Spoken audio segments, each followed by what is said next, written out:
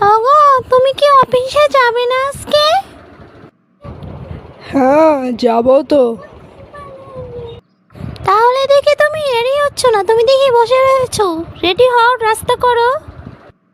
হ্যাঁ, টেবিলে রাস্তা দাও, আমি আসছি। জান, তোমার লিপস্টিকটার কালারটা তো অনেক সুন্দর, তোমাকে তো অনেক সুন্দর লাগছে। সত্যি বলছো জান? সত্যি খুব সুন্দর লাগছে। তোমাকে তো এই লিপস্টিকটা আমি এনে দেইনি, কোথা থেকে কিনেছো? বাসায় একটা লেসপিটালা এসেছিল, তার থেকে কিনেছি।